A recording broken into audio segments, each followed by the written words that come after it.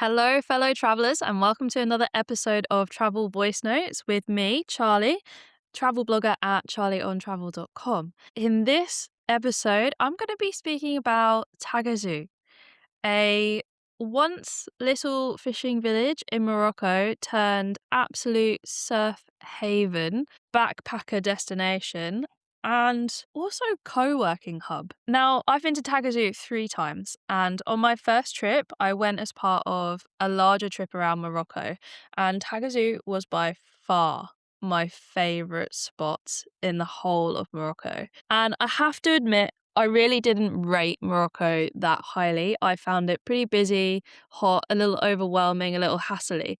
But Taghazout has a completely different vibe. It's laid back, it's charming, it's a little bit authentic, but it also has enough of the tourist kind of amenities so that you don't feel like you're in the sticks. And I've been back twice since my first trip in 2017. I went in January 2025 and January 2026. It was so good in 2025. I went again in 2026. I booked it immediately as I left in 2025. And what keeps bringing me back? It's really the vibe, and it's also the surf. So what I would say about Taghazout is if you're not interested in beach days and surfing, you're probably going to feel like there's not really a lot to do in Taghazout and it's not the destination for you if that is you. However, if you like long walks along the beach, you like lazy beach days, you love just chilling out and eating tagine in the evening, or you want to learn to surf or get better at surfing, then you're probably going to love it here. And I am very much a beginner surfer, and Taghazout was the first place that I surfed. It's wonderful for beginners because it has lovely rolling waves, and it means that some days the surf is a bit flat as a result, and other days it's absolutely perfect. So it's a really, really good spot to actually get in the water and learn. And if you are going to Taghazout to learn to surf, I really recommend going to Habbo Surf. They are great surf teachers, and we had a couple of lessons with them. And then after that, we just decided to rent the board and our wetsuit and jump in the sea. The great thing about Taghazout, and another reason that I love going back here, is because it's a winter sun destination. So December and January and February are fantastic times to go when the UK weather is shit. You can get lovely, sunny, mostly blue days in Taghazout during that time and enjoy the surf as well. Water temperatures, though, they're probably around 17 to 20 during that type of season. So they're a little bit chilly. You do definitely still need a wetsuit for most of the season. If you're not into surf, then there's an amazing boardwalk that goes from Taghazout to Tamrat. Tamrat is the town at the other end of Taghazout, and it takes about just over an hour to walk one way, and it's gorgeous because you're walking along the beach. There's no traffic, no cars, no road all the way. There's also an amazing spa called the Tamrat Spa House, where you can have a nice hammam experience rather than like a local hammam experience. Having done both, I would definitely go for the tourist nice hammam. And then other things going on, there's plenty of yoga. It's a bit overpriced, in my opinion. You can play paddle. The Hyatt Regency in Taghazout has paddle there. And that's pretty much it. That's the main draw of Taghazout is doing those things. The other third reason that I keep coming back to Taghazout is there's an incredible co-living and co-working space in Taghazout called SunDesk, and it's an absolute dream for digital nomads. If you work remotely or you work online or you're able to work remotely just for a little while, then minimum stay at SunDesk is 10 days, but people stay there for weeks, they stay there for months. It is so lovely. I cannot even express it because it's a blend of community, but also you have a fully equipped co-working with great Wi-Fi, stunning ocean views from breakfast and from the co-working spot.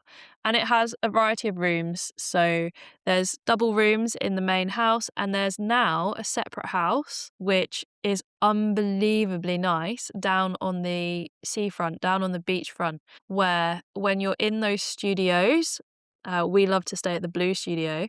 When you're in the studio there, from bed or from your balcony, it looks like the sea is right beneath you because it's so close. There is actually a beach in front of in front of it, but you can't see it when you're sitting down, and it's just gorgeous. So I personally wouldn't stay anywhere else. I absolutely love SunDesk. They have a really community feel because there's other remote workers also working there. There's usually sort of 10 to 15 guests at any one time, and there's breakfast at 9 a.m. every day, and you're thinking like, okay, yeah, breakfast. No, there is breakfast, and it's really excellent. Homemade yogurt, fruit salads, homemade eggs, loads of different egg dishes, pancakes some days, plenty of different types of Moroccan breads. The women who make the breakfast are stunning cooks, and there's a breakfast balcony that you're all sitting on cushions, sharing tea, coffee, brekkie, overlooking the town, overlooking the sea, and it's absolutely gorgeous. When it comes to eating in Taghazout, I have to admit that Moroccan food, you're going to love it when you first get there, but then by day 5, you're going to be pretty sick of eating tagines because the main food in Taghazout still is tagine.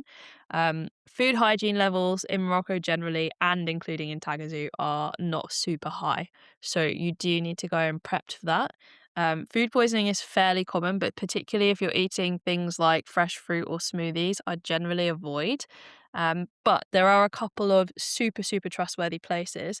One is a vegan cafe called Red Clay Cafe, which is Taghazout's best cafe by a long shot.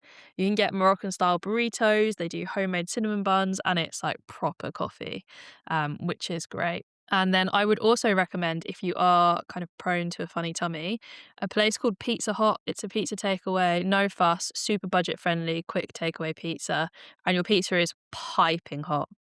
And otherwise, if you're eating tagine, which you definitely should do if you're in Morocco, just make sure your tagine is fresh and hot. It should be absolutely sizzling when it arrives at your table.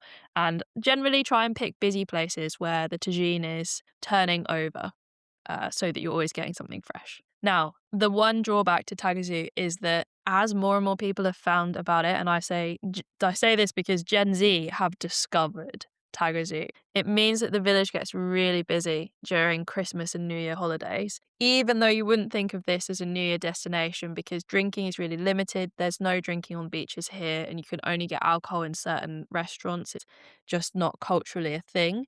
Just because it's the holidays and because it's that winter sun. It's only a 3-4 hour flight from London, and it tends to be super cheap. We had a £15 one-way ticket when we went in 2026, so it's pretty good if you want 20 degrees. Just know it's probably too busy to be there during Christmas and New Year. I would definitely recommend going outside of the usual holidays. How to get there?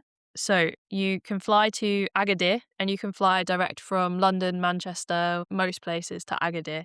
And then you can take a taxi, which is about 50 minutes, so just under an hour, straight to Taghazout. Taxi's around 300 dirhams, so something like £25 or so.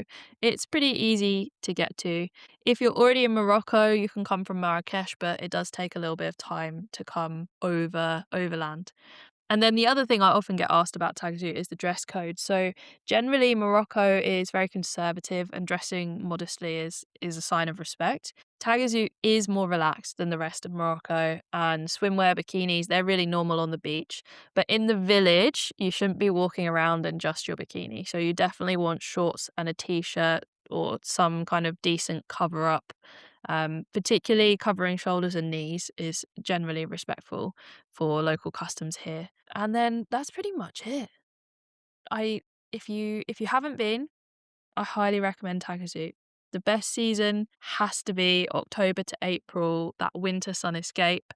I would err against going summertime, July, sort of August. Then it will be super hot, very, very hot, and almost no surf during that season, completely flat sea, so swimming but no surf. If you're coming to Taghazout, you really, really want to be learning to surf or having a first go at surfing for at least some of the time to make it worth it.